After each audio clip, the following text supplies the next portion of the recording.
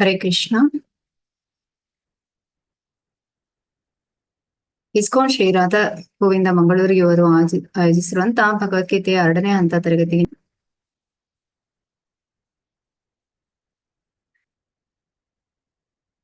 ನಮೋ ವಿಷ್ಣುಪದಾಯ ಕೃಷ್ಣ ಪ್ರೇಷ್ಠಾಯ ಭೂತಲೇ ಶ್ರೀಮತೆ ಭಕ್ತಿ ವೇದಾಂತ ಸ್ವಾಮಿ ಇತಿ ನಾಮಿನೇ. ನಮಸ್ತೆ ಸರಸ್ವತಿ ದೇವಿ ಗೌರವಾಣಿ ಪ್ರಚಾರಿಣೇ ನಿರ್ವಿಶೇಷ ಶೂನ್ಯಪಾದಿ ಪಾಶ್ಚಾತ್ಯಾದಿಶತಾರಿಣೇ. ಜಯ ಶ್ರೀ ಕೃಷ್ಣ ಚೈತನ್ಯ ಪ್ರಭು ನಿತ್ಯಾನಂದ ಶ್ರೀ ಅದ್ವೈತ ಗದಾಧರ ಶ್ರೀವಾಸಾದಿ ಗೌರ ಭಕ್ತ ವೃಂದ. ಹರೆ ಕೃಷ್ಣ ಕೃಷ್ಣ ಕೃಷ್ಣ ಹರೆ ಹರೆ, ಹರೆ ರಾಮ ರಾಮ ರಾಮ ಹರೆ ಹರೆ, ಹರೆ ಕೃಷ್ಣ ಕೃಷ್ಣ ಕೃಷ್ಣ ಹರೆ ಹರೆ, ಹರೆ ರಾಮ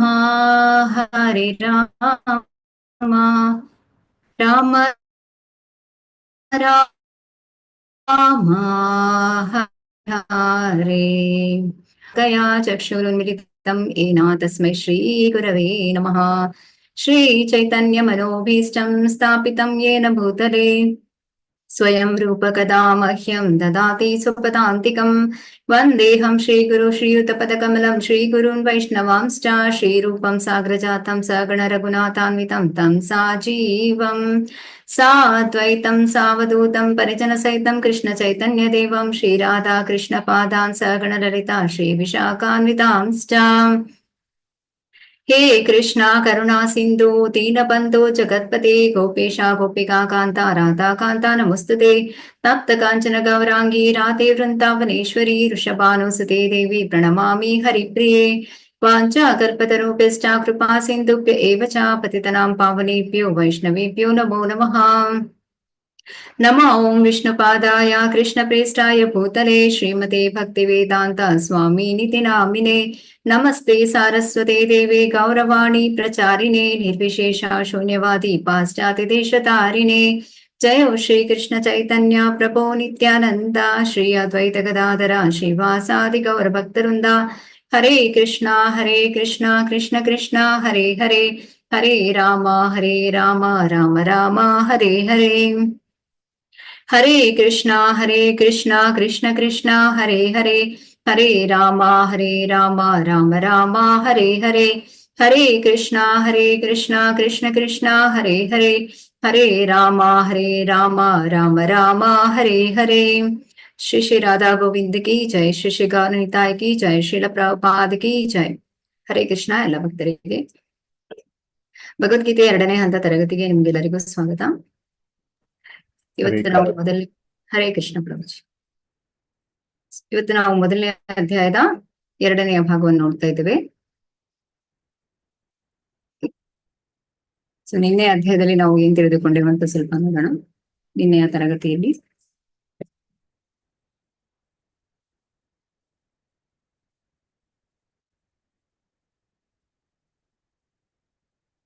ಇಲ್ಲಿ ನಿನ್ನೆಯ ತರಗತಿಯಲ್ಲಿ ನಾವು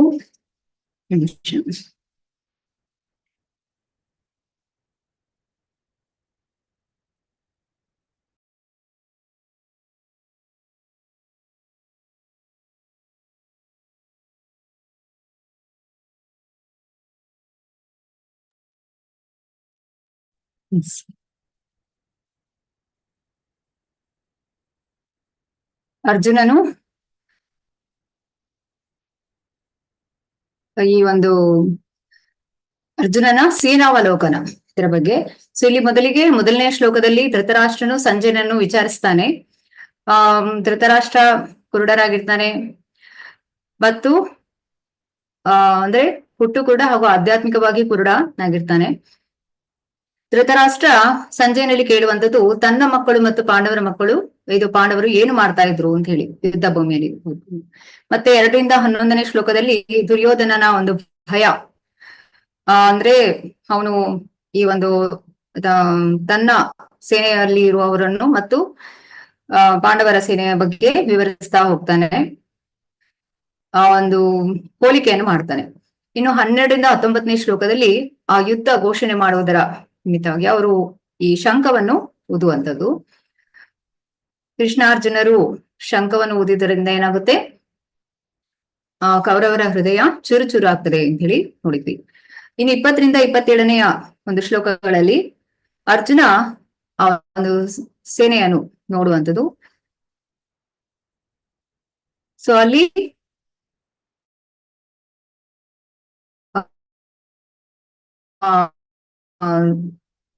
ಅಂತ ಹೇಳಿ ವಿವರಿಸ್ತಾನೆ. ಹಾಗೆ ಅರ್ಜುನ ಕೃಷ್ಣನಲ್ಲಿ ಹೇಳ್ತಾನೆ, ಈ ಒಂದು ರಥವನ್ನು ತೆಗೆದುಕೊಂಡೋಗಿ 2 ಸೇನೆಗಳ ಮಧ್ಯೆ ನಿಲ್ಲಿಸು ಅಂತ ಹೇಳಿ. ಹೀಗೆ ರೀತಿಯಾಗಿ ಇವತ್ತಿನ ನಾವು ತರಗತಿಯಲ್ಲಿ ನೋಡ್ತೇವೆ 28-46 ಶ್ಲೋಕದಲ್ಲಿ. 26-27 ಶ್ಲೋಕದಲ್ಲಿ ನಾವು ನೋಡಿದ್ವಿ, ಅರ್ಜುನ ತನ್ನ ಸ್ವಜನರ ಮೋಹ ಅಂತ ಹೇಳಿದ್ರೆ ತನ್ನ ಬಂಧು ಬಾಂಧವರನ್ನೆಲ್ಲ ನೋಡಿ ಅವನಿಗೆ ಆ ಒಂದು ಅನುಕಂಪ ಉಂಟಾಗ್ತದೆ, ಕರುಣೆ ಉಂಟಾಗ್ತದೆ ಅಂತೇಳಿ. ಈಗ ಇಲ್ಲಿ 28 ಮತ್ತು 30 ಶ್ಲೋಕದಲ್ಲಿ ಮೊದಲ ಕಾರಣವನ್ನು ಕೊಡ್ತಾನೆ ಅರ್ಜುನ, ಯಾಕೆ ಯುದ್ಧ ಮಾಡುದಿಲ್ಲ ಅಂತ ಹೇಳಿ.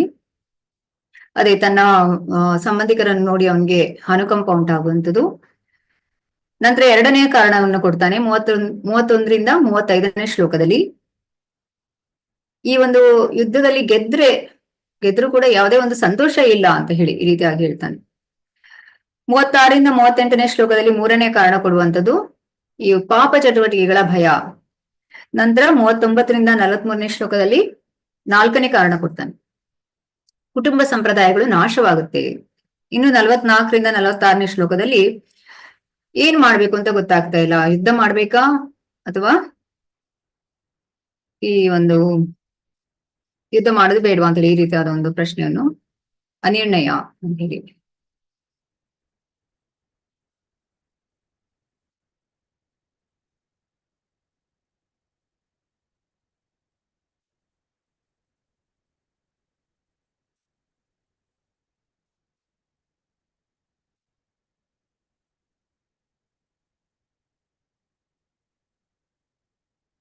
ಸೊ ಇಲ್ಲಿ ಅರ್ಜುನನಿಗೆ ತನ್ನ ಸೈನಿಕರ ಬಗ್ಗೆ ಅನುಕಂಪ ಉಂಟಾಗುತ್ತೆ.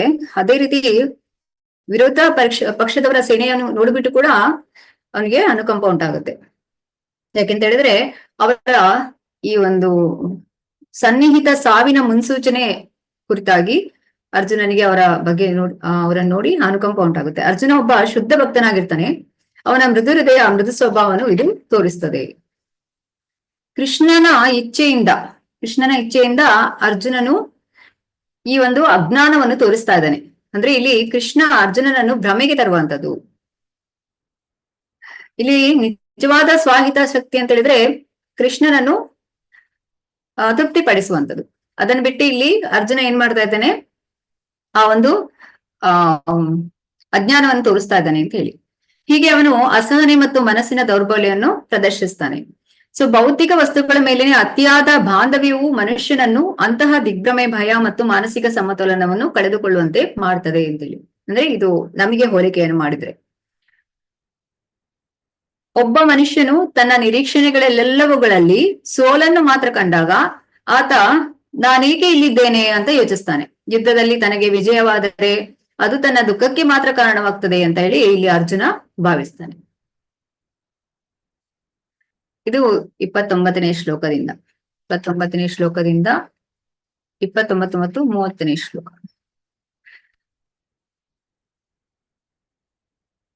ವೇಪತುಶ್ಚ ಶರೀರೆ ಮೇ ರೋಮಹರ್ಷಶ್ಚ ಜಾಯತೆ ಗಾಂಡೀವಂ ಸ್ರಂಸತೆ ಹಸ್ತಾತ್ ತ್ವಚ್ಚೈವ ಪರಿದಹ್ಯತೆ. ನನ್ನ ಶರೀರವು ಕಂಪಿಸುತ್ತಿದೆ, ಕೂದಲು ನಿಮಿರುತ್ತಿದೆ, ಗಾಂಡೀವ ಧನಸ್ಸು ಕೈಯಿಂದ ಜಾರುತ್ತಿದೆ ಮತ್ತು ನನ್ನ ಚರ್ಮವು ಉರಿಯುತ್ತಿದೆ. ನ ಚ ಶಕ್ನೋಮ್ಯವಸ್ಥಾತುಂ ಭ್ರಮತಿ ವಾಚಾ ಮೇ ಮನಃ ನಿಮಿತ್ತಾನಿ ಚ ಪಶ್ಯಾಮಿ ವಿಪರೀತಾನಿ ಕೇಶವ. ಹೇ ಕೇಶವ, ಇಲ್ಲಿ ನಿಲ್ಲುವುದಕ್ಕೂ ನನಗೆ ಆಗುತ್ತಿಲ್ಲ. ನನ್ನನ್ನೇ ನಾನು ಮರೆಯುತ್ತಿದ್ದೇನೆ. ನನ್ನ ಮನಸ್ಸು ಸುತ್ತುತ್ತಿದೆ. ಅಶುಭ ಸೂಚಕ ಶಕುನಗಳೇ ಕಾಣುತ್ತಿವೆ. ನ ಚ ಶ್ರೇಯೋ ಅನುಪಶ್ಯಾಮಿ ಹತ್ವಾ ಸ್ವಜನಮಾಹವೇ ನ ಕಾಂಕ್ಷೆ ವಿಜಯಂ ಕೃಷ್ಣ ನ ಚ ರಾಜ್ಯಂ ಸುಖಾನಿ ಚ. ಹೇ ಕೃಷ್ಣ, ಯುದ್ಧದಲ್ಲಿ ನನ್ನ ಬಂಧುಗಳನ್ನೇ ಕೊಲ್ಲುವುದರಿಂದ ನನಗೆ ಯಾವ ಶ್ರೇಯಸ್ಸು ಆಗಲಾರದು. ಅನಂತರವೂ ನಾನು ಯಾವುದೇ ವಿಜಯವನ್ನಾಗಲಿ ರಾಜ್ಯವನ್ನಾಗಲಿ ಸುಖವನ್ನಾಗಲಿ ಬಯಸಲಾರೆ. ಅಂದ್ರೆ ಇಲ್ಲಿ ಅರ್ಜುನನಿಗೆ ಈ ಒಂದು ಸಾಮ್ರಾಜ್ಯದಲ್ಲಿ ಆಸಕ್ತಿ ಇಲ್ಲ ಹೇಳಿ ನೋಡ್ಬೋದು. ಈ ಒಂದು ದೇಹ ಸಂಬಂಧಗಳಲ್ಲಿ ಆಸಕ್ತರಾದವರು, ಸೊ ಇಲ್ಲಿ ನೋಡ್ಬೋದು ನೀವು ಭಾವಾರ್ಥದಲ್ಲಿ ಶ್ರೀಲ ಪ್ರಭುಪಾದರು ತಿಳಿಸ್ತಾರೆ, ದೇಹ ಸಂಬಂಧಗಳಲ್ಲಿ ಆಸಕ್ತರಾದವರು ಬದುಕನ್ನು ಕುರಿತ ಇಂತಹ ಕುರುಡು ಕಲ್ಪನೆಗಳಲ್ಲಿ ಅವರು ಪ್ರಾಪಂಚಿಕ ಸುಖದ ಮೂಲಗಳನ್ನು ಮರೆತು ಬಿಡ್ತಾರೆ.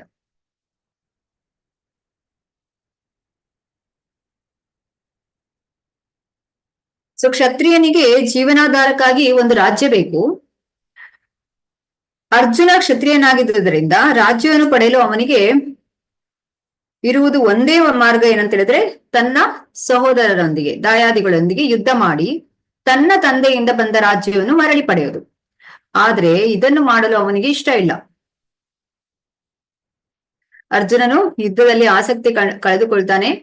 ಹೇಗೆ ಅಂತ ಹೇಳಿದ್ರೆ, ಒಬ್ಬ ವ್ಯಕ್ತಿಗೆ ಆಹಾರವನ್ನು ಸೇವಿಸಬೇಕು ಅಂತೇಳಿ ಆಸಕ್ತಿ ಇರೋದಿಲ್ಲ. ಅದೇ ರೀತಿ ಅಡುಗೆಯನ್ನು ತಯಾರಿಸುವುದರಲ್ಲಿ ಆಸಕ್ತಿ ಇರುವುದಿಲ್ಲ.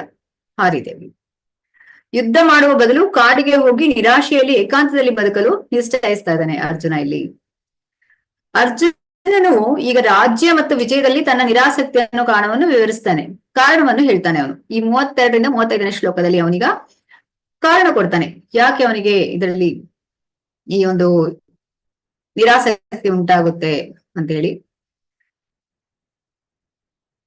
ಕಿಂ ನೋ ರಾಜ್ಯೇನ ಗೋವಿಂದ ಕಿಂ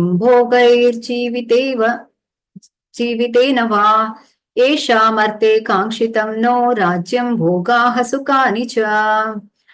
ತ ಇಮೇವ ಸ್ಥಿತಾ ಯುದ್ಧೇ ಪ್ರಾಣಾನ್ ತ್ಯಕ್ತ್ವಾ ಧನಾನಿ ಚ ಆಚಾರ್ಯ ಪಿತರಾ ಪುತ್ರಾಸ್ತಥೈವಾಚ ಪಿತಾಮಹಾ ಮಾತುಲಾ ಶ್ವಶುರಾ ಪೌತ್ರಾಃ ಶ್ಯಾಲಾಃ ಸಂಬಂಧಿ ನಸ್ತದಾ ಏತಾನ ಹಂತುಮಿಚ್ಛಾಮಿ ನತೋಪಿ ಮಧುಸೂದನ ಅಪಿ ತ್ರೈಲೋಕ್ಯ ರಾಜ್ಯಸ್ಯ ಹೇತೋ ಕಿಂ ನು ಮಹೀ ಕೃತೆ ನಿಹತ್ಯ ಧಾರ್ತರಾಷ್ಟ್ರಾನ್ನ ಕಾ ಪ್ರೀತಿ ಸ್ವಾಜ್ಜನಾರ್ದನ. ಹೇ ಗೋವಿಂದ, ಯಾರಿಗೋಸ್ಕರ ನಾವು ರಾಜ್ಯವನ್ನು ಸುಖವನ್ನು ಮತ್ತು ಬದುಕನ್ನು ಸಹ ಬಯಸುತ್ತೇವೆಯೋ ಅವರೇ ನಮ್ಮ ವಿರುದ್ಧವಾಗಿ ಯುದ್ಧಕ್ಕೆ ಸನ್ನದ್ಧರಾಗಿರುವಾಗ ಅವುಗಳಿಂದ ಏನು ಪ್ರಯೋಜನ? ಅಂದ್ರೆ ಇಲ್ಲಿ ನಮಗೆ ಅರ್ಜುನನ ಒಂದು ಮನಸ್ಥಿತಿ ತಿಳಿಯುತ್ತೆ. ಅಂತ ಹೇಳಿದ್ರೆ, ಅರ್ಜುನ ತನ್ನ ಮನಸ್ಸು ಇಂದ್ರಿಯಗಳನ್ನು ನಿಗ್ರಹಿಸ್ತಾನೆ, ಶಮ ಮತ್ತು ದಮ. ಅಂದ್ರೆ ಇಲ್ಲಿ ಏನ್ ಕೇಳ್ತಾ ಇದ್ದಾನೆ ಅರ್ಜುನ, ಈ ಸಾಮ್ರಾಜ್ಯ, ಸಂತೋಷ, ಬದುಕು, ಇದರ ಪ್ರಯೋಜನ ಏನು ಅಂತ ಹೇಳಿ. ಹಾಗೆ ಮುಂದೆ ಹೇಳ್ತಾನೆ, ಹೇ ಮಧುಸೂದನ, ಆಚಾರ್ಯರು, ಪಿತರು, ಪುತ್ರರು, ಪಿತಾಮಹರು, ಸೋದರ ಮಾವಂದಿರು, ಮೊಮ್ಮಕ್ಕಳು, ಭಾವ ಮೈದಂದಿರು ಮತ್ತು ಇತರ ಬಂಧುಗಳು ತಮ್ಮ ರಾಜ್ಯಗಳನ್ನು ಧನವನ್ನು ತ್ಯಜಿಸಲು ಸಿದ್ಧರಾಗಿ ನನ್ನ ಮುಂದೆ ನಿಂತಿದ್ದಾರೆ. ಅವರು ನನ್ನನ್ನು ಕೊಲ್ಲಬಹುದು, ಆದರೂ ಅವರನ್ನು ಕೊಲ್ಲಲು ನಾನೇಕೆ ಅಪೇಕ್ಷಿಸಬೇಕು? ಹೇ ಜನಾರ್ದನ, ಈ ಭೂಮಿಯ ಮಾತಿರಲಿ 3 ಲೋಕಗಳನ್ನು ನನಗೆ ಕೊಡುವುದಾದರೂ ನಾನು ಇವರೊಡನೆ ಯುದ್ಧ ಮಾಡಲು ಸಿದ್ಧನಾಗಿಲ್ಲ.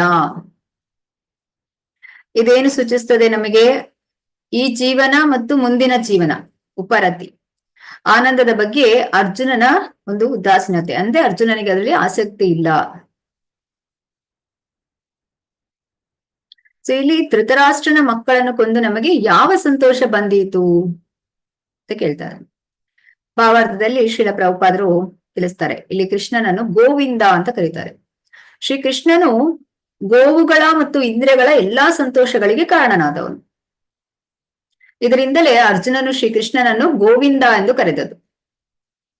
ಅಂದ್ರೆ ತನ್ನ ಇಂದ್ರಿಯಗಳಿಗೆ ಯಾವುದು ತೃಪ್ತಿಯನ್ನು ಕೊಡಬಲ್ಲದು ಎನ್ನುವುದನ್ನು ಕೃಷ್ಣನು ಅರ್ಥ ಮಾಡಿಕೊಳ್ಳಬೇಕು ಎಂದು ಅರ್ಜುನನು ಸೂಚಿಸ್ತಾನೆ ಇಲ್ಲಿ.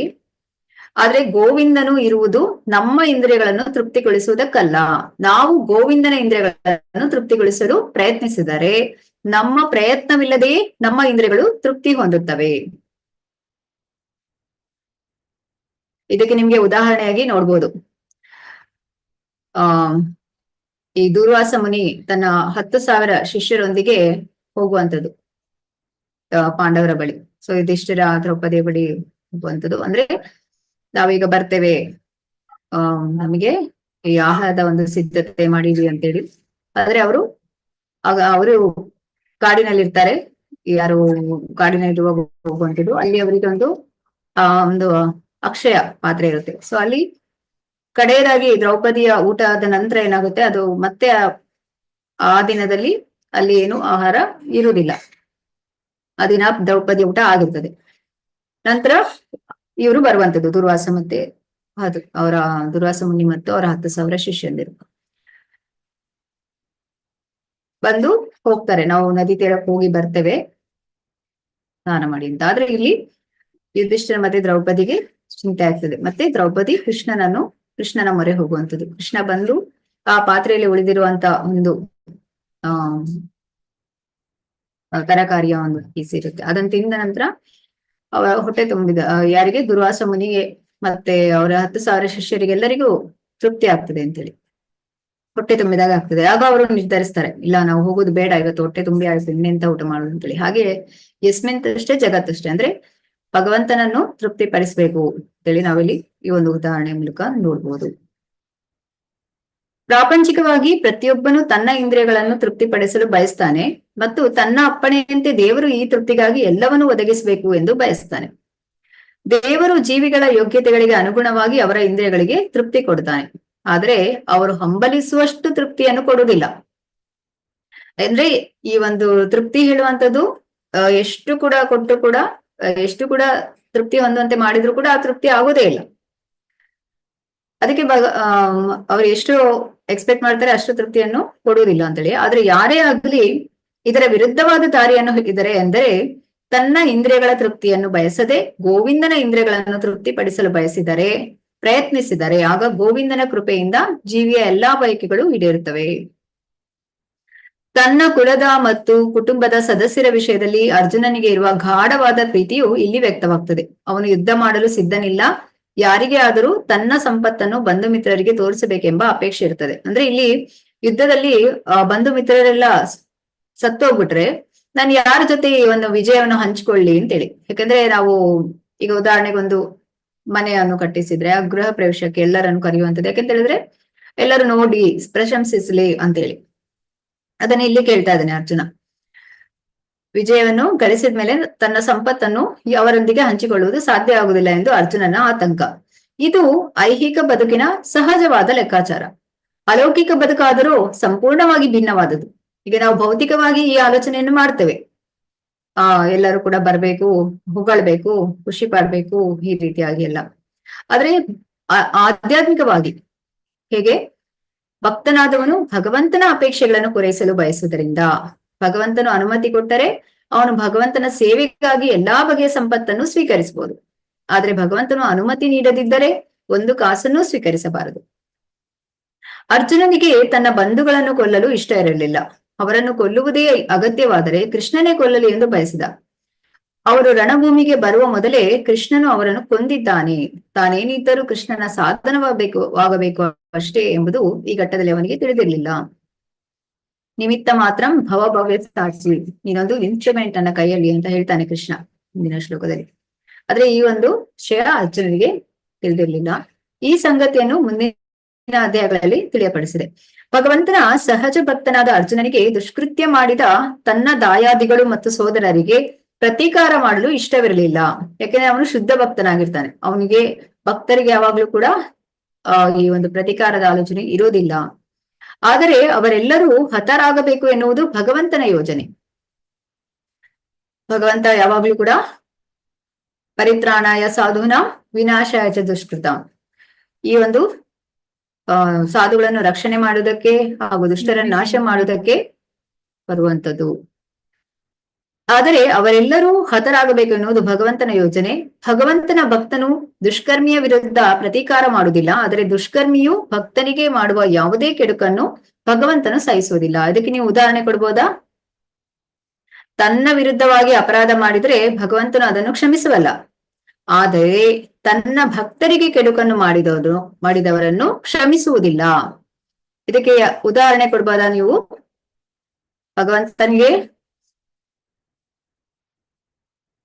ಭಗವಂತನಿಗೆ ಅಪರಾಧ ಮಾಡಿದ್ರೆ ಭಗವಂತ ಅದನ್ನು ಕ್ಷಮಿಸ್ತಾನೆ, ಆದ್ರೆ ಭಗವಂತ ತನ್ನ ಭಕ್ತರಿಗೆ ಯಾರು ಅಪರಾಧ ಮಾಡ್ತಾರೆ ಅವರನ್ನು ಕ್ಷಮಿಸೋದಿಲ್ಲ. ಹರೇ ಕೃಷ್ಣ. ಸೊ ಇಲ್ಲಿ ಉದಾಹರಣೆಯಾಗಿ ನೀವು ಅಂಬರೀಷ್ ಮಹಾರಾಜರು ನೋಡ್ಬೋದು. ಮತ್ತೆ ಈಗ ಅಂಬರೀಷ್ ಪ್ರಹ್ಲಾದ, ವೆರಿ ಗುಡ್. ಪ್ರಹ್ಲಾದನ ತಂದೆ ಪ್ರಹ್ಲಾದನ ವಿರುದ್ಧ ಹೋಗುವಂಥದ್ದು. ಆಗ ಭಗವಂತ ಹೇಗೆ ನರಸಿಂಹ ರೂಪ ತಾಳಿ ಹಿರಣ್ಯಕಶಿಪುವನ್ನು ಕೊಲ್ಲುವಂಥದ್ದು. Yes, very good. ಇಲ್ಲಿ 36ನೇ ಶ್ಲೋಕದಲ್ಲಿ, ಈ 36 ಮತ್ತು 38ನೇ ಶ್ಲೋಕದಲ್ಲಿ 3ನೇ ಕಾರಣದ ಬಗ್ಗೆ ತಿಳಿಸ್ತಾರೆ. ಅಂದ್ರೆ ಈ ಪಾಪ ಚಟುವಟಿಕೆಗಳ ಭಯ. 36ನೇ ಶ್ಲೋಕದಲ್ಲಿ ಪಾಪಮೇವಾಶ್ರಯೇದಸ್ಮಾನ್ ಆತತಾಯಿನಃ ತಸ್ಮಾನ್ನರ್ಹ ಭಯಂ ಹಂತುಂ ಧಾರ್ತರಾಷ್ಟ್ರಾನ್ ಸ ಬಾಂಧವಾನ್ ಸ್ವಜನಂ ಹಿ ಕಥಂ ಹತ್ವಾ ಸುಖಿನಾ ಸ್ಯಾಮ ಮಾಧವಾ. ಇಂತಹ ಆಕ್ರಮಣಕಾರರನ್ನು ಕೊಂದರೆ ನಮಗೆ ಪಾಪವೇ ಘಟಿಸುತ್ತದೆ. ಸೊ ಇಲ್ಲಿ ಯಾರು ಆಕ್ರಮಣಕಾರರು? ಆತತಾಯಿನಃ, ಬಹಳ ಮುಖ್ಯ ಇದು. 6 ರೀತಿಯಲ್ಲಿ ಆಕ್ರಮಣಕಾರಿಯಾಗಿದ್ದನಂತೆ. ಯಾರು? ದುರ್ಯೋಧನ. ಸೊ ಅದನ್ನ ಇಲ್ಲಿ ಹೇಳುವಂಥದ್ದು. ಆದ್ದರಿಂದ ಧೃತರಾಷ್ಟ್ರನ ಮಕ್ಕಳನ್ನು, ನಮ್ಮ ಸ್ನೇಹಿತರನ್ನು ನಾವು ಕೊಲ್ಲುವುದು ಸರಿಯಲ್ಲ. ಭಾಗ್ಯ ದೇವತೆಯ ಪತಿಯಾದ ಮಾಧವನೇ, ನಮ್ಮ ಬಂಧುಗಳನ್ನೇ ಕೊಂದು ನಾವು ಏನನ್ನು ಪಡೆಯುತ್ತೇವೆ? ನಾವು ಸುಖವಾಗಿರಲು ಹೇಗೆ ಸಾಧ್ಯ? ಭಾವಾರ್ಥದಲ್ಲಿ ಶ್ರೀಲ ಪ್ರಭುಪಾದ ತಿಳಿಸ್ತಾರೆ. ವೇದಗಳ ಪ್ರಕಾರ ದುರಾಕ್ರಮಣ ಮಾಡುವವರು 6 ಬಗೆಯ ಜನ. ವಿಷ ಹಾಕುವವನು, ಮನೆಗೆ ಬೆಂಕಿ ಹಚ್ಚುವವನು, ಮಾರಕ ಆಯುಧಗಳಿಂದ ಹಲ್ಲೆ ಮಾಡುವವನು, ಸಂಪತ್ತನ್ನು ಲೂಟಿ ಮಾಡುವವನು, ಮತ್ತೊಬ್ಬನ ನೆಲವನ್ನು ಮಾಡಿಕೊಳ್ಳುವವನು ಮತ್ತು ಮತ್ತೊಬ್ಬನ ಹೆಂಡತಿಯನ್ನು ಅಪಹರಿಸುವವನು. ಸೊ ಈ ಎಲ್ಲಾ ಗುಣಗಳು ದುರ್ಯೋಧನನಲ್ಲಿ ಇತ್ತು. ನಿಮಗೆ ತಿಳಿದಿದೆ ಹೇಗೆ ಭೀಮನಿಗೆ ವಿಷ ಹಾಕುವಂಥದ್ದು, ಹಾಗೆ ಅವರಿಗೊಂದು ಮನೆಯನ್ನು ನಿರ್ಮಿಸ್ತಾರೆ, ಆದ್ರೆ ಆ ಮನೆಗೆ ಬೆಂಕಿಯನ್ನು ಹಚ್ಚುವಂಥದ್ದು. ಮತ್ತೆ ಆ ವಿದುರ ಅವರಿಗೆ, ಪಾಂಡವರಿಗೆ ಆ ಒಂದು ಸೂಚನೆಯನ್ನು ಕೊಟ್ಟಿರ್ತಾನೆ. ಹಾಗೆ ಅವರು ಪಾರಾಗ್ತಾರೆ. ಮಾರಕ ಆಯುಧಗಳಿಂದ ಹಲ್ಲೆ ಮಾಡುವಂಥದ್ದು, ಸಂಪತ್ತನ್ನು ಲೂಟಿ ಮಾಡುವಂಥದ್ದು, ಮತ್ತೊಬ್ಬನ ನೆಲವನ್ನು ವಶಪಡಿಸಿಕೊಳ್ಳುವಂಥದ್ದು, ಹಾಗೆ ಮತ್ತೊಬ್ಬನ ಹೆಂಡತಿಯನ್ನು ಅಪಹರಿಸುವುದು. ಇಂತಹ ಆಕ್ರಮಣಕಾರರನ್ನು ಕೂಡಲೇ ಕೊಲ್ಲಬೇಕು. ಹಾಗೆ ಕೊಲ್ಲುವುದರಿಂದ ಪಾಪವೇನು ಬರುವುದಿಲ್ಲ. ಇಲ್ಲಿ ಈ ಅರ್ಥಶಾಸ್ತ್ರ ಮತ್ತೆ ಧರ್ಮಶಾಸ್ತ್ರದ ಬಗ್ಗೆ ಹೇಳ್ತಾರೆ. ಏನಂತ ಹೇಳಿದ್ರೆ, ಈ ಆಕ್ರಮಣಕಾರರನ್ನು ಕೂಡಲೇ ಕೊಲ್ಲಬೇಕು, ಹಾಗೆ ಕೊಲ್ಲುವುದರಿಂದ ಪಾಪವೇನು ಬರುವುದಿಲ್ಲ ಅಂತೇಳಿ. ಸೊ ಅರ್ಥಶಾಸ್ತ್ರದ ಅಂತ ಹೇಳಿದ್ರೆ ಈ ರಾಜಕೀಯ ಮತ್ತು ಸಾಮಾಜಿಕ ನೋಡಿದ್ರೆ ಈ ಮೇಲಿನ ಹೇಳಿಕೆ ಏನಿದೆ, ಇದು ಧರ್ಮಶಾಸ್ತ್ರ ಅಂದ್ರೆ ಈಗ ಧಾರ್ಮಿಕ ಮತ್ತು ಸಂತರ ವರ್ತನೆ, ಅದಕ್ಕಿಂತ ಕೆಳಮಟ್ಟದಾಗಿದೆ. ಅದು ಯಾವುದೇ ಜೀವಿಗಳನ್ನು ಬಾಧಿಸಬಾರದು ಎಂದು ಹೇಳ್ತದೆ. ಭೀಷ್ಮ ಮತ್ತು ಇತರ ಪೂಜ್ಯರನ್ನು ಕೊಲ್ಲುವುದು ಖಂಡಿತವಾಗಿಯೂ ಪಾಪ. ಹಾಗಾಗಿ ಅರ್ಜುನನಿಗೆ ತಾನು ಸಂತನಾಗ್ಬೇಕು ಮತ್ತು ಅವರನ್ನೆಲ್ಲ ಕ್ಷಮಿಸ್ಬೇಕು. ಯಾಕೆಂದ್ರೆ ಈ ಸಾಮ್ರಾಜ್ಯವೆಲ್ಲ ಶಾಶ್ವತ ಅಲ್ಲ ಅಂತ ಹೇಳಿ ಭಾವಿಸ್ತಾನೆ. ಇಲ್ಲಿ ಅರ್ಜುನ ಕೃಷ್ಣನನ್ನು ಮಾಧವ ಅಂತ ಹೇಳ್ತಾನೆ. ಹಾಗೆ ಇಲ್ಲಿ ಉದಾಹರಣೆ ಕೊಟ್ಟಿದ್ದಾರೆ ಶ್ರೀರಾಮಚಂದ್ರನ ಬಗ್ಗೆ. ಹೇಗೆ? ಉದಾಹರಣೆಗೆ ಶ್ರೀರಾಮ, ಅವನದ್ದು ಎಂತಹ ಸ್ವಭಾವ ಅಂದ್ರೆ ಈಗಲೂ ಜನರು ರಾಮರಾಜ್ಯದಲ್ಲಿ ಇರಬೇಕೆಂದು ಬಯಸ್ತಾರೆ. ಆದ್ರೆ ರಾಮನು ಎಂದು ಹೇಳಿಯಂತೆ ನಡೆದುಕೊಳ್ಳಲಿಲ್ಲ. ರಾಮನ ಪತ್ನಿ ಸೀತೆಯನ್ನು ಅಪಹರಿಸಿದ ರಾವಣನು ರಾಮನ ವಿರುದ್ಧ ಆಕ್ರಮಣ ಮಾಡಿದವನೇ. ಜಗತ್ತಿನ ಚರಿತ್ರೆಯಲ್ಲೇ ಸಾಮ್ಯವಿಲ್ಲದಂತಹ ಪಾಠವನ್ನು ಶ್ರೀರಾಮನು ಅವನಿಗೆ ಕಲಿಸಿದ. ಆದ್ರೆ ಅರ್ಜುನನ ವಿರುದ್ಧ ಆಕ್ರಮಣ ಮಾಡಿದವರು ಯಾರು? ವಿಶೇಷ ವರ್ಗದವರು. ಅಂದ್ರೆ ಅವನ ತಾತ, ಅವನ ಗುರು, ಸ್ನೇಹಿತರು, ಮಕ್ಕಳು, ಮೊಮ್ಮಕ್ಕಳು ಮೊದಲಾದವರು ಎಂಬುದನ್ನು ಪರಿಗಣಿಸಬೇಕು. ಅದರಿಂದಾಗಿ ಅರ್ಜುನನು ಸಾಮಾನ್ಯ ಅತಿಕ್ರಮಣಕಾರರ ವಿರುದ್ಧ ಅಗತ್ಯವೆನಿಸುವ ತೀವ್ರ ಕ್ರಮಗಳನ್ನು ಕೈಗೊಳ್ಳಬಾರದು ಎಂದು ಭಾವಿಸಿದ. ಯಾಕೆಂದ್ರೆ ಇದು ಸಂಬಂಧಿಕರು, ಸೊ ಇವರ ವಿರುದ್ಧ ಯಾಕೆ ಕ್ರಮ ಕೈಗೊಳ್ಬೇಕು ಅಂತ ಹೇಳಿ ಅರ್ಜುನ ಇಲ್ಲಿ ತಿಳಿತಾನೆ. ಅಂದ್ರೆ ಇದು ಸಂತ ಸ್ವಭಾವ. ಅದು ಸಂತ ಸ್ವಭಾವದವರಿಗೆ ಯಾವುದೇ ರಾಜಕೀಯ ತುರ್ತಿಗಿಂತ ಇಂತಹ ಆದೇಶಗಳು ಮುಖ್ಯ. ರಾಜಕೀಯ ಕಾರಣಗಳಿಗಾಗಿ ತನ್ನ ಬಂಧುಗಳನ್ನು ಕೊಲ್ಲುವುದಕ್ಕಿಂತ ಧರ್ಮ ಮತ್ತು ಸಂತ ಸಹಜ ರೀತಿ ಈ ಕಾರಣಗಳಿಗಾಗಿ ಅವರನ್ನು ಕ್ಷಮಿಸುವುದೇ ಉತ್ತಮ ಅಂತ ಹೇಳಿ ಅರ್ಜುನನು ಭಾವಿಸಿದ. ತಾತ್ಕಾಲಿಕ ಅಂದ್ರೆ ಈಗ ಅರ್ಜುನನ ಸ್ಥಾನದಲ್ಲಿ ಸಾಮಾನ್ಯವಾಗಿ ನಾವು ಭಗವದ್ಗೀತೆಯನ್ನು ತಿಳಿಯುವ ಮುಂಚೆ ಹೀಗೆ ಆಲೋಚನೆ ಮಾಡ್ತೇವಲ್ಲ, ಅವರು ನಮ್ಮ ಸಂಬಂಧಿಕರು, ಸರಿ ಅವರೆಲ್ಲ ತಪ್ಪು ಮಾಡಿರ್ಲಿ, ಅವರನ್ನು ಕ್ಷಮಿಸೋಣ, ಈ ರೀತಿಯಾಗಿ ಆಲೋಚನೆ ಮಾಡುವಂಥದ್ದು. ಸೊ ತಾತ್ಕಾಲಿಕವಾದ ದೇಹ ಸುಖಕ್ಕಾಗಿ ಮಾತ್ರ ಅವರನ್ನು ಕೊಲ್ಲುವುದು ಯೋಗ್ಯವಲ್ಲ ಹೇಳಿ ಅವನು ಭಾವಿಸ್ತಾನೆ. ಅವರನ್ನು ಕೊಂದು ಪಡೆಯುವ ರಾಜ್ಯವಾಗಲಿ ಸುಖವಾಗಲಿ ಶಾಶ್ವತವೇನೂ ಅಲ್ಲ. ಹೀಗಿರುವಾಗ ತನ್ನ ಬಂಧುಗಳನ್ನೇ ಕೊಂದು ತನ್ನ ಜೀವಕ್ಕೂ ಶಾಶ್ವತವಾದ ಮುಕ್ತಿಗೂ ಆಪತ್ತನ್ನೇಕೆ ತಂದುಕೊಳ್ಳಬೇಕು? ಸೊ ಇಲ್ಲಿ ಅರ್ಜುನ ಆ ಒಂದು ಕಂಫರ್ಟ್ ಝೋನ್ ಅಲ್ಲಿ ಇರಲಿಕ್ಕೆ ಪ್ರಯತ್ನ ಪಡ್ತಾ ಇದ್ದಾನೆ. ಅಂದ್ರೆ ಅರ್ಜುನನನ್ನು ಕೃಷ್ಣ ಭ್ರಮೆಗೆ ತರುವಂತದ್ದು ಈ ಭಗವದ್ಗೀತೆಯ ಸಂದೇಶವನ್ನು ನಮಗೆ ತಿಳಿಸುವುದಕ್ಕೋಸ್ಕರ. ಅರ್ಜುನ ಶುದ್ಧ ಭಕ್ತನಾಗಿರ್ತಾನೆ. ಅದ್ರಲ್ಲಿ ಈಗ ನಾವು ಯಾವಾಗ್ಲೂ ಕೂಡ ಯಾವುದೇ ರಿಸ್ಕ್ ತಗೊಳ್ಳೋದಕ್ಕೆ ರೆಡಿ ಇರೋದಿಲ್ಲ.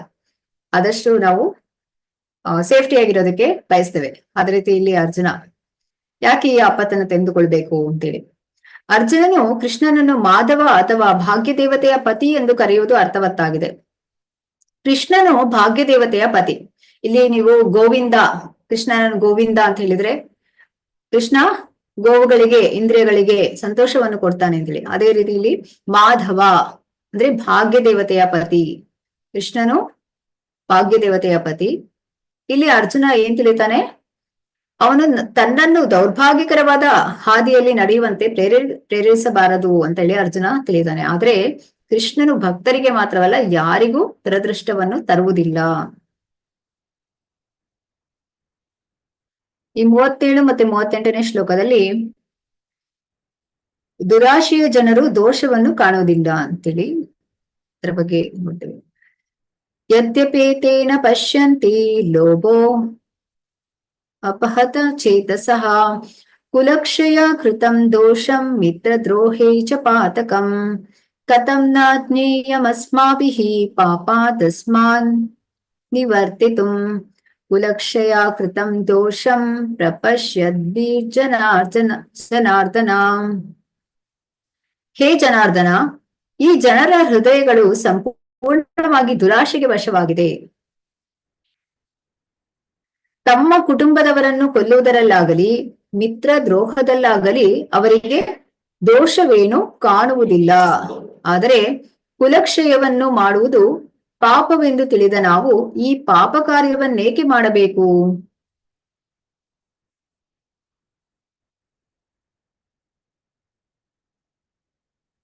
ಇಲ್ಲಿ ಭಾವಾರ್ಥದಲ್ಲಿ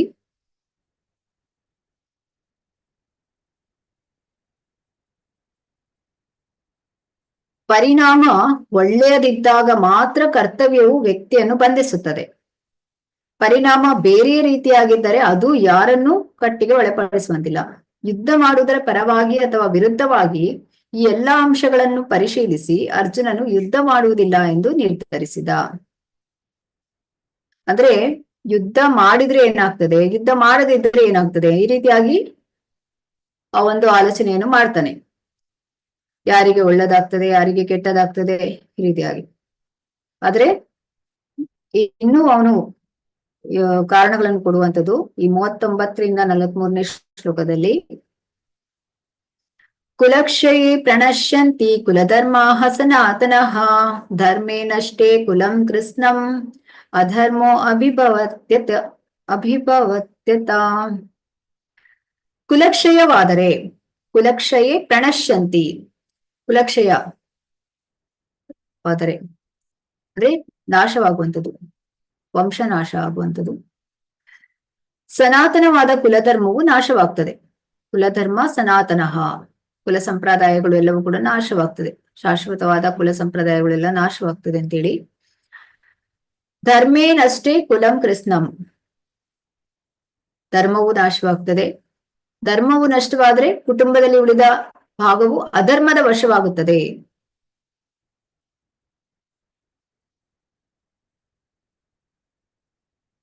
ಇಲ್ಲಿ ವರ್ಣಾಶ್ರಮ ವ್ಯವಸ್ಥೆಯಲ್ಲಿ ಕುಟುಂಬದ ಸದಸ್ಯರು ಯೋಗ್ಯವಾದ ರೀತಿಯಲ್ಲಿ ಬೆಳೆದು ಆಧ್ಯಾತ್ಮಿಕ ಮೌಲ್ಯಗಳನ್ನು ಸಾಧಿಸಲು ನೆರವಾಗುವ ಧಾರ್ಮಿಕ ಸಂಪ್ರದಾಯಗಳ ಸೂತ್ರಗಳು ಹಲವಿವೆ.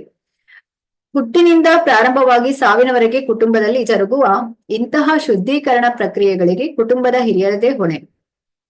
ಅಂದ್ರೆ ಇಲ್ಲಿ ಅರ್ಜುನ ಏನ್ ಹೇಳ್ತಾ ಇದ್ದಾನೆ ಅಂದ್ರೆ, ಯುದ್ಧದಲ್ಲಿ ಸೈನಿಕರೆಲ್ಲ ಸತ್ತು ಹೋದ್ರೆ ಅವರ ಹೆಂಡತಿ ಮಕ್ಕಳಿಗೆ ಯಾರು ಕೂಡ ರಕ್ಷಣೆ ಇರೋದಿಲ್ಲ ಅಂತ ಹೇಳಿ.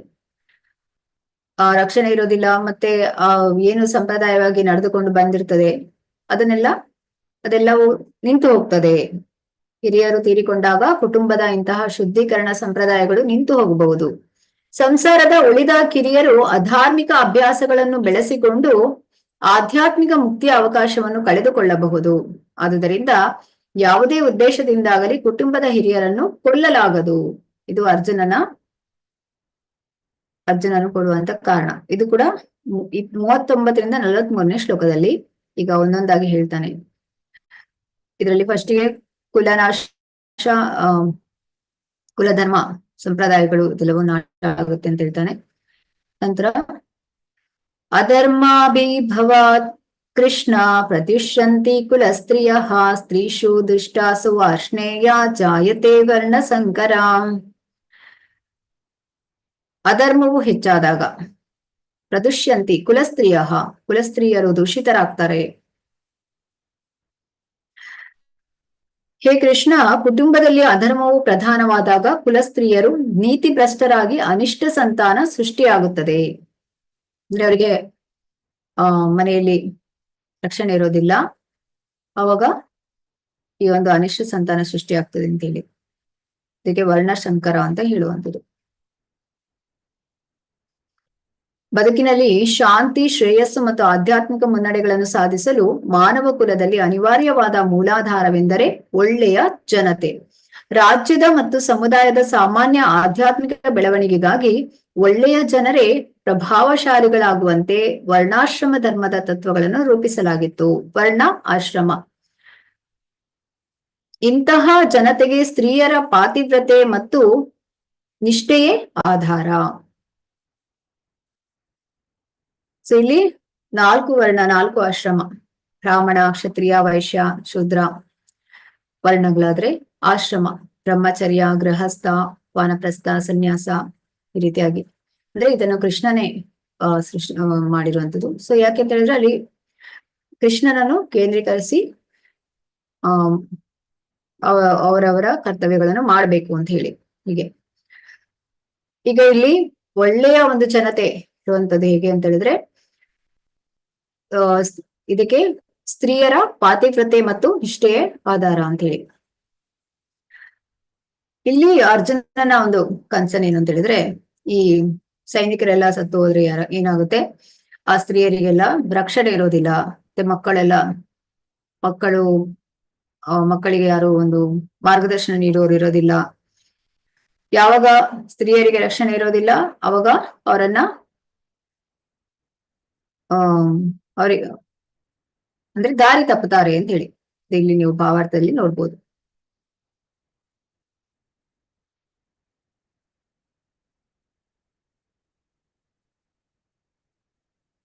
ಅಂದ್ರೆ ಈ ವ್ಯಭಿಚಾರ ಹೆಚ್ಚಾದಾಗ ಏನಾಗುತ್ತೆ, ಅನಪೇಕ್ಷಿತ ಜನತೆ ಸೃಷ್ಟಿಯಾಗುವ ಅಪಾಯ ಇರ್ತದೆ. ಅದಕ್ಕೆ ವರ್ಣಶಂಕರರು ಅಂತ ಹೇಳುವಂಥದ್ದು.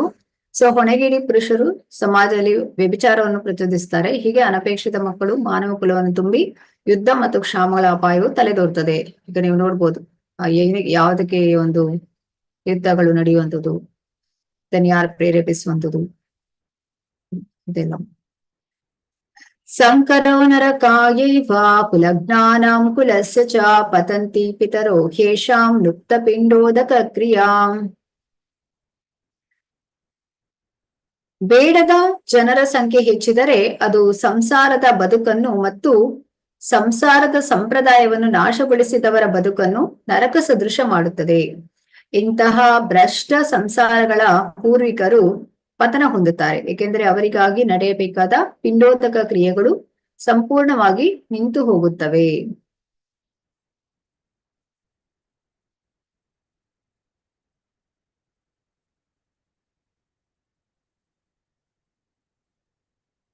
ಇಲ್ಲಿ ಪಿಂಡೋದಕ ಕ್ರಿಯೆ ಬಗ್ಗೆ ಹೇಳುವಂಥದ್ದು. ಕಾಮಿಕರ್ಮದ ನಿಯಮಗಳ ಪ್ರಕಾರ ಕುಟುಂಬದ ಪೂರ್ವಿಕರಿಗೆ ಕಾಲಕಾಲಕ್ಕೆ ಪಿಂಡೋದಕ ಪ್ರದಾನವು ಅಗತ್ಯ.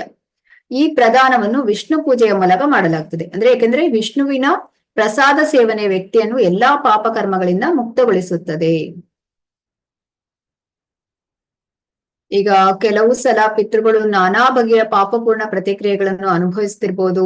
ಕೆಲವೊಮ್ಮೆ ಅವರಲ್ಲಿ ಕೆಲವರು ಸ್ಥೂಲ ದೇಹವನ್ನು ಪಡೆಯಲಾಗದೆ ಪ್ರೇತಗಳಾಗಿ ಸೂಕ್ಷ್ಮ ಶರೀರದಲ್ಲೇ ಉಳಿದಿರಬೇಕಾಗಿ ಬರಬಹುದು.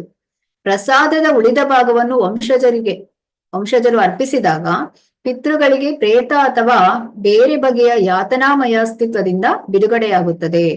ನಾವು ಶುಚಿತ್ವದಲ್ಲಿ ಅಡುಗೆಯನ್ನು ತಯಾರಿಸಿ ಭಗವಂತನಿಗೆ ನೈವೇದ್ಯವನ್ನು ಮಾಡಿ ಅದನ್ನು ಅರ್ಪಿಸಬೇಕು. ಪ್ರಸಾದವನ್ನು ಅರ್ಪಿಸುವುದರಿಂದ ಪಿತೃಗಳಿಗೆ ನೀಡುವ ಈ ನೆರವು ಕುಟುಂಬದ ಸಂಪ್ರದಾಯ. ಇಂತಹ ವಿಧಿಗಳನ್ನು ನಡೆಸುವುದು ಭಕ್ತಿ ಸೇವೆಯಲ್ಲಿ ತೊಡಗಿಲ್ಲದ ಎಲ್ಲಾ ಜನರ ಕರ್ತವ್ಯ. ಭಕ್ತಿ ಸೇವೆಯಲ್ಲಿ ನಿರತರಾದವರು ಈ ವಿಧಿಗಳನ್ನು ನಡೆಸಬೇಕಾಗಿಲ್ಲ. ಭಕ್ತಿ ಪೂರ್ವಕ ಸೇವೆ ಸಲ್ಲಿಸಿದ ಮಾತ್ರದಿಂದಲೇ ಒಬ್ಬ ಮನುಷ್ಯನು ನೂರಾರು ಮಂದಿ, ಸಾವಿರಾರು ಮಂದಿ ಪೂರ್ವಿಕರನ್ನು ಎಲ್ಲಾ ಬಗೆಯ ಯಾತನೆಗಳಿಂದ ಬಿಡುಗಡೆ ಮಾಡಬಹುದು ಭಕ್ತಿ ಸೇವೆಯನ್ನು ಮಾಡೋದ್ರಿಂದ. ಇದಕ್ಕೆ ನೀವು ಉದಾಹರಣೆಗೆ ನೋಡ್ತೀರಾ, ಹಿರಣ್ಯಕಶಿಪುವನ್ನು ಕೊಂದ ನಂತರ, ಸಂಹಾರ ಮಾಡಿದ ನಂತರ ನರಸಿಂಹದೇವ ಒಂದು ಉಗ್ರ ರೂಪದಲ್ಲೇ ಇರ್ತಾನೆ. ಅವಾಗ ದೇವತೆಗಳೆಲ್ಲ ಹೇಳ್ತಾರೆ ಪ್ರಹ್ಲಾದನಿಗೆ, ನೀನು ಹೋಗು, ಸಮಾಧಾನ ಮಾಡು ಅಂತೇಳಿ. ಸರಿ, ನನ್ನ ತಂದೆ ಬಳಿಗೆ ಹೋಗೋದಕ್ಕೆ ನಾನೇ ಕೇಳಿದರ್ಲಿ ಅಂತ ಹೇಳ್ಕೊಂಡು ಪ್ರಹ್ಲಾದ ಹೋಗ್ತಾನೆ ನರಸಿಂಹನ ಬಳಿ. ಆಗ ನರಸಿಂಹ ಸಮಾಧಾನಗೊಳ್ತಾನೆ, ಸಂತೋಷ ಆಗಿ ಕೇಳ್ತಾನೆ, ನಿನ್ನ ಭಕ್ತಿ ಸೇವೆಯನ್ನು ನಾನು ಮೆಚ್ಚಿದ್ದೇನೆ, ನಿಂಗೆ ಏನಾದ್ರೂ ವರ ಕೇಳು. ಅದಕ್ಕೆ ಪ್ರಹ್ಲಾದ ಹೇಳ್ತಾನೆ, ನಾನ್ ನಿನ್ನೊಂದಿಗೆ ವ್ಯವಹಾರ ಮಾಡ್ಲಿಕ್ಕೆ ಬರ್ಲಿಲ್ಲ, ನನ್ಗೇನು ಬೇಡ ಅಂತ ಹೇಳ್ತಾನೆ. ಇಲ್ಲ, ನೀನ್ ಏನಾದ್ರೂ ಕೇಳು, ಹಾಗಾದ್ರೆ ನೀನ್ ನನ್ನ ತಂದೆಯನ್ನು ಕ್ಷಮಿಸು ಅಂತ ಹೇಳ್ತಾನೆ. ನಿನ್ನ ತಂದೆ ನೀನು 20 ತಲೆಮಾರರ ಪೂರ್ವಿಕರನ್ನು ನಾನು ಕ್ಷಮಿಸ್ತೇನೆ ಅಂತ ಹೇಳ್ತಾನೆ ನರಸಿಂಹದೇವ.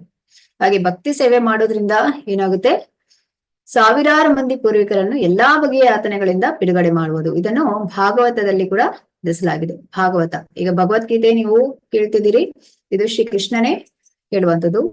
ಭಾಗವತ ಭಗವಂತನ ಭಕ್ತರು ಹೇಳುವಂಥದ್ದು, ಮಹಾಜನರು ಭಕ್ತರ ಬಗ್ಗೆ, ಭಕ್ತರು ಕೃಷ್ಣನ ಬಗ್ಗೆ ಹೇಳುವಂಥದ್ದು. ಹೀಗೆ ಭಾಗವತದಲ್ಲಿ ಹೀಗೆ ಹೇಳಿದೆ, ದೇವರ್ಷಿ ಭೂತಾಪ್ತ ನೃಣಾಂ ಪಿತೃಣಾಂ ನ ಕಿಂಕರೋ ನಾಯಂ ಋಣೀಚ ರಾಜನ್ ಸರ್ವಾತ್ಮನ ಯಃ ಶರಣಂ ಶರಣ್ಯಂ ಗತೋ ಮುಕುಂದ ಪರಿಹೃತ್ಯ.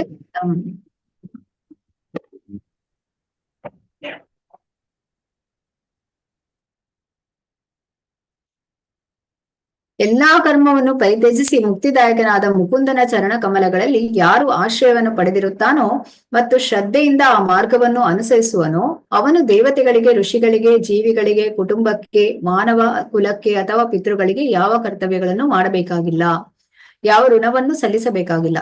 ದೇವೋತ್ತಮ ಪರಮಪುರುಷನನ್ನು ಭಕ್ತಿಪೂರ್ವಕವಾಗಿ ಸೇವಿಸುವುದರಿಂದ ಇಂತಹ ಕರ್ತವ್ಯಗಳು, ಋಣಗಳು ತಾವಾಗಿಯೇ ಪೂರೈಸುತ್ತವೆ. ಅಂದ್ರೆ ಯಾವಾಗ ಸಂಪೂರ್ಣವಾಗಿ ಕೃಷ್ಣ ಪ್ರಜ್ಞೆಯಲ್ಲಿ ತೊಡಗಿರ್ತಾರೆ, ಈಗ ನೀವು ನೋಡ್ಬೋದು ಭಕ್ತರು ದೇವಸ್ಥಾನದಲ್ಲಿ ಇರ್ತಾರೆ, ಅವರು 24 ಗಂಟೆ ಅಂದ್ರೆ ಕೃಷ್ಣನ ಒಂದು ಸೇವೆಯನ್ನೇ ಮಾಡ್ತಾ ಇರ್ತಾರೆ. ಅವರಿಗೆ ಇದು ಹೀಗೆ ಪ್ರತ್ಯೇಕವಾಗಿ ಅವರು ಇದನ್ನೆಲ್ಲ ಮಾಡ್ಬೇಕಾಗಿಲ್ಲ ಅಂತೇಳಿ ಭಗವಂತನ ಸೇವೆಯನ್ನು ಮಾಡ್ಬೇಕು. ನಮಗೆ ಏನ್ ಹೇಳ್ತಾ ಇದಾರೆ ಇಲ್ಲಿ, ಪ್ರಸಾದವನ್ನು ಅವರಿಗೆ ಕೊಡ್ಬೇಕು ಪಿತೃಗಳಿಗೆ. ದೋಷೈರೇತೈ ಕುಲಜ್ಞಾನಾಂ ವರ್ಣ ಸಂಕರ ಕಾರಕೈ ಉತ್ಸಾದ್ಯಂತೆ ಜಾತಿ ಧರ್ಮಾಃ ಕುಲಧರ್ಮಾಶ್ಚ ಶಾಶ್ವತಾಃ. ಕುಟುಂಬದ ಸಂಪ್ರದಾಯವನ್ನು ನಾಶ ಮಾಡಿ ಬೇಡದ ಮಕ್ಕಳನ್ನು ಸೃಷ್ಟಿಸುವವರ ದುಷ್ಕರ್ಮದಿಂದ ಎಲ್ಲಾ ಸಮುದಾಯ ಯೋಜನೆಗಳು, ಕುಟುಂಬ ಕಲ್ಯಾಣ ಚಟುವಟಿಕೆಗಳು ನಾಶವಾಗುತ್ತವೆ.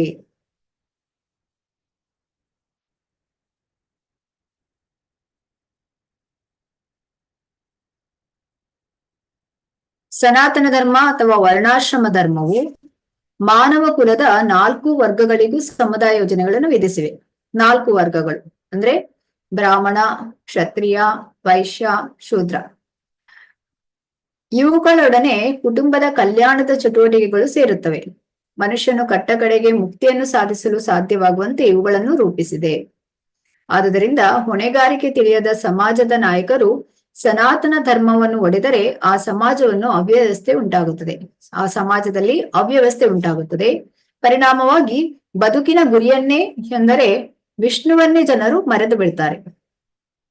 ಇಂತಹ ನಾಯಕರನ್ನು ಕುರುಡರೆಂದು ಕರೆಯುತ್ತಾರೆ. ತಮ್ಮನ್ನು ಹಿಂಬಾಲಿಸುವ ಜನರನ್ನು ಅವರು ನಿಸ್ಸಂದೇಹವಾಗಿ ಅವ್ಯವಸ್ಥೆಗೆ ಕರೆದೊಯ್ಯುತ್ತಾರೆ.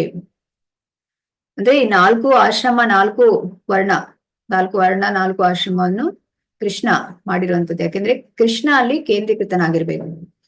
ಈಗ ಬ್ರಾಹ್ಮಣ ಏನ್ ಮಾಡುವಂಥದ್ದು? ಯಜನ್ ಪಠನ್ ಪಾಠನ್ ದಾನ ಪ್ರತಿದಾನ. ಅಂದ್ರೆ ಯಜ್ಞವನ್ನು ಮಾಡುವಂಥದ್ದು, ಯಜ್ಞವನ್ನು ಮಾಡಿಸುವಂಥದ್ದು, ದಾನವನ್ನು ಸ್ವೀಕರಿಸುವಂಥದ್ದು, ದಾನವನ್ನು ಕೊಡುವಂಥದ್ದು, ಪಾಠವನ್ನು ಕಲಿಸುವಂಥದ್ದು, ಪಾಠವನ್ನು ಕಲಿಸುವಂಥದ್ದು ಇದೇ ರೀತಿ.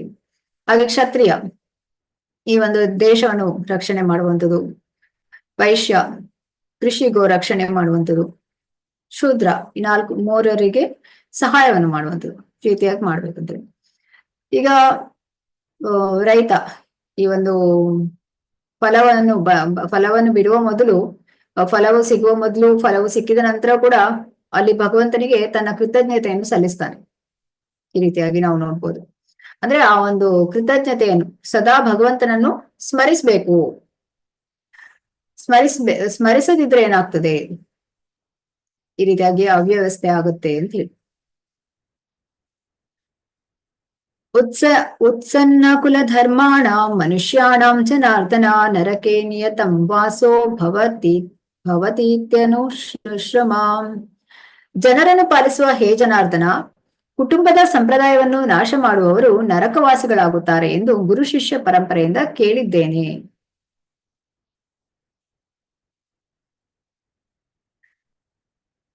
ಅಂದ್ರೆ ಇಲ್ಲಿ ಅರ್ಜುನನ ವಾದಕ್ಕೆ ಆಧಾರ ಆತನ ಸ್ವಂತ ಅನುಭವ ಅಲ್ಲ, ಅಧಿಕಾರಯುತವಾಗಿ ಮಾತನಾಡುವವರಿಂದ ಅವನು ಕೇಳಿದ್ದು. ನೈಜ ಜ್ಞಾನವನ್ನು ಪಡೆಯುವ ಮಾರ್ಗ ಇದೆ. ಯಾವಾಗ್ಲೂ ಕೂಡ ನಾವು ಮೆಂಟಲ್ ಸ್ಪೆಕ್ಯುಲೇಟರ್ಸ್ ಆಗಿರಬಾರ್ದು ಅಂತ ಹೇಳ್ತಾರೆ. ಅಂದ್ರೆ ಊಹಾ ಮಾಡಬಾರ್ದು. ತಾವೊಂದು ಶಾಸ್ತ್ರದಿಂದ ತಿಳಿದುಕೊಂಡು ಶಾಸ್ತ್ರದ ಆಧಾರದ ಮೇಲೆ ಹೇಳುವಂಥದ್ದು ಇದು ಮುಖ್ಯ ಅಂತೇಳಿ ನಾವಿಲ್ಲಿ ನೋಡ್ಬೋದು. ಅರ್ಜುನನ ವಾದಕ್ಕೆ ಆಧಾರ ಆತನ ಸ್ವಂತ ಅನುಭವ ಅಲ್ಲ, ಅಧಿಕಾರಯುತವಾಗಿ ಮಾತನಾಡುವವರಿಂದ ಅವನು ಕೇಳಿದ್ದು, ಗುರುಗಳಿಂದ ಕೇಳಿರುವಂಥದ್ದು ಮೂಲ ಶಾಸ್ತ್ರದಿಂದ. ನೈಜ ಜ್ಞಾನವನ್ನು ಪಡೆಯುವ ಮಾರ್ಗ ಇದೆ. ಅಂದ್ರೆ ನೈಜ ಜ್ಞಾನದಲ್ಲಿ ಆಗಲೇ ಪ್ರವೇಶವನ್ನು ಪಡೆದಿರುವ ಯೋಗ್ಯ ವ್ಯಕ್ತಿಯ ನೆರವಿಲ್ಲದೆ ಯಾರು ಆ ಜ್ಞಾನದ ನಿಜವಾದ ತಿರುಳನ್ನು ಪಡೆಯುವುದು ಸಾಧ್ಯವಿಲ್ಲ. ಮನುಷ್ಯನು ಸಾಯುವ ಮೊದಲು ತನ್ನ ಪಾಪ ಕರ್ಮಗಳಿಗೆ ಪ್ರಾಯಶ್ಚಿತ್ತ ಮಾಡಿಕೊಳ್ಳಲು ವರ್ಣಾಶ್ರಮ ಸಂಸ್ಥೆಯಲ್ಲಿ ಒಂದು ವ್ಯವಸ್ಥೆ ಇದೆ. ಸದಾ ಪಾಪಕರ್ಮದಲ್ಲಿ ತೊಡಗಿರುವವನು ಪ್ರಾಯಶ್ಚಿತ್ತವನ್ನು ಮಾಡಿಕೊಳ್ಳಬೇಕು. ಹೀಗೆ ಮಾಡದಿದ್ದ ವ್ಯಕ್ತಿಯು ತನ್ನ ಪಾಪ ಕರ್ಮಗಳ ಫಲವಾಗಿ ಯಾತನೆಯನ್ನು ಅನುಭವಿಸಲು ನರಕಲೋಕಗಳಿಗೆ ಖಂಡಿತವಾಗಿ ದೂಡಲ್ಪಡುತ್ತಾನೆ.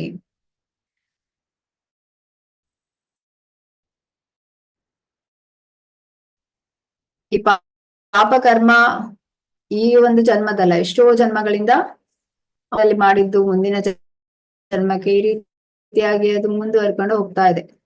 ಇದಕ್ಕೆ ನಾವು ಪ್ರಾಯಶ್ಚಿತ ಮಾಡ್ತಾ ಇದ್ರೆ ಕೃಷ್ಣನೇ ಹೇಳಿದ್ದಾನೆ, ಸರ್ವಧರ್ಮಾನ್ ಪರಿತ್ಯಜ್ಯ ಮಾಮೇಕಂ ಶರಣಂ ವ್ರಜ ಅಹಂ ತ್ವಾಂ ಸರ್ವ ಪಾಪೇಭ್ಯೋ ಮೋಕ್ಷಯಿಷ್ಯಾಮಿ ಮಾ ಶುಚಃ. ಎಲ್ಲ ಸೋಕಾಲ್ಡ್ ಧರ್ಮವನ್ನೆಲ್ಲ ಬದಿಗಿಟ್ಟು ನನಗೆ ಶರಣ ಆದ್ರೆ ನಾನು ನಿನ್ನನ್ನು ಎಲ್ಲಾ ಪಾಪಗಳಿಂದ ಮುಕ್ತನಾಗಿ ಮಾಡ್ತೇನೆ ಅಂತ ಹೇಳಿ.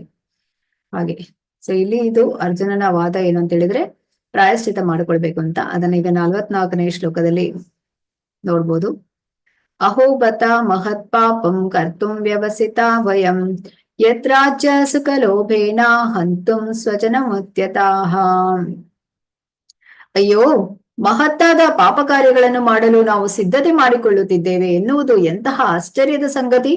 ರಾಜ್ಯ ಸುಖದ ಲೋಭದಿಂದಾಗಿ ನಾವು ಸ್ವಜನರನ್ನು ಕೊಲ್ಲಲು ಸಂಕಲ್ಪ ಮಾಡಿದ್ದೇವೆ. ಅರ್ಜುನನಿಗೆ ಯುದ್ಧ ಮಾಡೋದಕ್ಕೆ ಇಷ್ಟ ಇಲ್ಲ, ಆದ್ರೆ ಅವರ ಎದುರಾಳಿಗಳು ಏನ್ ಮಾಡ್ತಾ ಇದ್ದಾರೆ, ಅವರು ಬಹಳ ಉತ್ಸಾಹದಿಂದ ಬಂದಿದ್ದಾರೆ ಯುದ್ಧ ಮಾಡ್ಬೇಕು ಅಂತ ಹೇಳಿ. ಆದ್ರೆ ಅರ್ಜುನನು ಯಾವುದೇ ವಿರೋಧವಿಲ್ಲದೆ ಅವರ ಕೈಯಲ್ಲಿ ಸಾಯೋದಕ್ಕೆ ಕೂಡ ಸಿದ್ಧನಾಗಿದ್ದಾನೆ, ಬಯಸ್ತಾ ಇದ್ದಾನೆ. ಇಲ್ಲಿ ಅರ್ಜುನ ಹೇಳುವಂತದ್ದೇನೆಂದ್ರೆ, ಈ ಸಂಬಂಧಿಕರನ್ನು ಕೊಲ್ಲುವ ಆಲೋಚನೆ ಏನ್ ಮಾಡ್ತಾ ಇದ್ದೇನೆ ನಾನು, ಅದು ಪಾಪ. ಅದಕ್ಕೆ ನಾನೀಗ ಪ್ರಾಯಶ್ಚಿತ ಮಾಡ್ಬೇಕು, ಅಂದ್ರೆ ಅವರ ಕೈಯಿಂದ ಸತ್ತೋಗ್ಬಿಟ್ರೆ ಆಯ್ತು ಅಂತೇಳಿ, ಆ ರೀತಿಯಾಗಿ.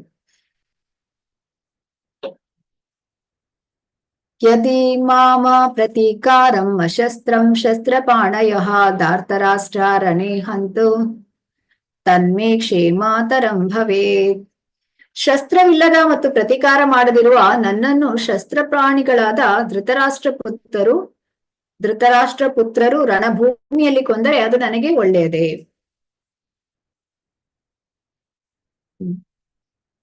ಅಂದ್ರೆ ಅವರು ಶಸ್ತ್ರ ಸಜ್ಜಿತರಾಗಿ ಬಂದು ನನ್ನನ್ನು ಸಾಯಿಸಿ ಕೊಂದ್ರು ಕೂಡ ಅದು ನನಗೆ ಒಳ್ಳೇದೆ ಅಂತ ಹೇಳಿ ಅರ್ಜುನ ಹೇಳುವಂತ.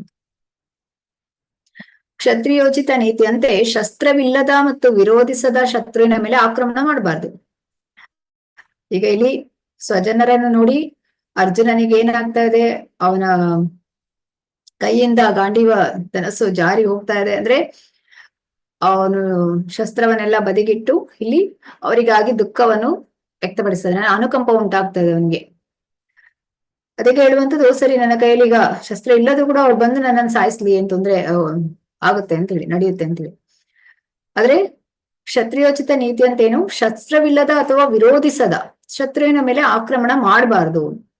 ಅರ್ಜುನನು ಇಂತಹ ಅಸಹಾಯಕ ಸನ್ನಿವೇಶದಲ್ಲಿ ತನ್ನ ಮೇಲೆ ಆಕ್ರಮಣವಾದರೂ ತಾನು ಯುದ್ಧ ಮಾಡುವುದಿಲ್ಲ ಅಂತ ಹೇಳಿ ತೀರ್ಮಾನಿಸ್ತಾನೆ. ಎದುರು ಪಕ್ಷವು ಎಷ್ಟರ ಮಟ್ಟಿಗೆ ಯುದ್ಧ ಮಾಡಲು ಸಂಕಲ್ಪ ಮಾಡಿತ್ತು ಎನ್ನುವುದನ್ನು ಆತನು ಪರಿಗಣಿಸಲಿಲ್ಲ. ಆತನು ಭಗವಂತನ ಶ್ರೇಷ್ಠ ಭಕ್ತನಾಗಿದ್ದುದರಿಂದ ಮೃದು ಮನಸ್ಸಿನವನಾದ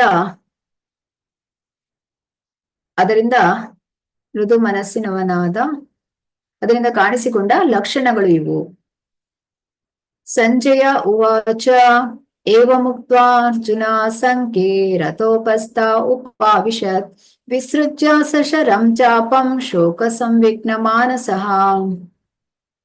ಸಂಜಯನು ಹೇಳಿದನು, ರಣಭೂಮಿಯಲ್ಲಿ ಅರ್ಜುನನು ಹೀಗೆ ಹೇಳಿ ತನ್ನ ಬಿಲ್ಲು ಬಾಣಗಳನ್ನು ಬದಿಗಿಟ್ಟು ದುಃಖ ಪರವಶನಾಗಿ ರಥದಲ್ಲಿ ಕುಳಿತುಕೊಂಡನು. ಸೊ ಇಲ್ಲಿ ಜ್ಞಾನೋದಯಕ್ಕೆ ಅರ್ಹತೆ ಅಂತ ನಾವು ನೋಡ್ಬೋದು. ಏನಂತ ಹೇಳಿದ್ರೆ, ಅರ್ಜುನನಂತಹ ವ್ಯಕ್ತಿಯು ಅಂದ್ರೆ ಕರುಣಾಮಯಿ, ಮೃದು ಹೃದಯದ ಮತ್ತು ಅಹಿಂಸಾತ್ಮಕ, ಯಾವುದೇ ಹಿಂಸೆಯನ್ನು ಮಾಡೋದಿಲ್ಲ ಅಂತ ವ್ಯಕ್ತಿಯು ಆತ್ಮಜ್ಞಾನವನ್ನು ಪಡೆಯಲು ಯೋಗ್ಯನಾಗಿರ್ತಾನೆ. ಅಂದ್ರೆ ಆತ್ಮದ ಬಗ್ಗೆ ವಿಚಾರಿಸುವ ಮೂಲಕ